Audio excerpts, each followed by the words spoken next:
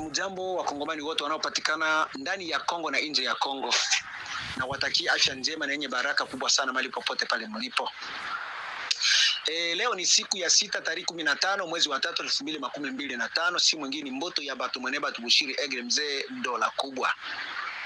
Nina habari tu ambapo nataka kuhabarisha ndugu zangu wa Kongomani kulingana na mambo ya kazi ya ukombozi wa nchi yetu. Ni shida kubwa sana. Mambo ya vita. Naona wandugu zetu wanaopatikana Luvunge na eneo zingine wanaona Kamanyola tu, yani hawaone fasi zingine. Lakini najua kwamba habari tunao sisi wote, adui alipoona ya kwamba labda njia hii ya Plaine de la Ruzizi ni njia ambapo kuna nguvu nyingi sana, adui alijipenyeza kwenda Rurambo, kwenda Kaziba ili ajielekeze kwenda Minembwe.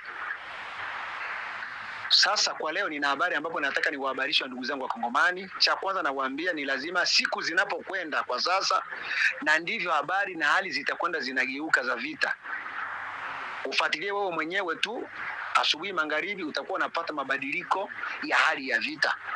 Nataka tu nikuhabarishe ya kwamba kwa muda huu ambapo tunazungumza na nyinyi wa siku ya leo, adui yule aliyokwenda Kaziba amepigwa, amepondwa vikali sana, na adui yule aliyokwenda Rurambo amepondwa vibaya sana. Kuanzia muda huu na saa hii, Rurambo Kaziba imekuwa mikononi mwa wazalendo pamoja na serikali yetu ya FARDC. Na washukuru sana ndugu wapendwa, na utakapopata habari hii umpashe mtu mwingine, na ikiwa utafuatilia ufuatilie. Hii ni habari kamili ambapo nakupa kwa sasa. Adui yule aliyojipenyeza kwenda kwenye njia za kujielekeza Minembwe, aliyokuwa pale Rurambo na aliyokuwa Kaziba, mpaka sasa hayupo tena. Amefyagiliwa vikali sana na kazi inaendelea.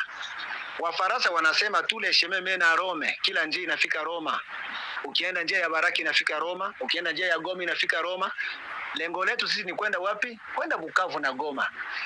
Kwa hiyo wewe usione Kamanyola, angalia kazi na usike kizi kazi itakwenda kuendelea. Kazi ni inaendelea tu vizuri.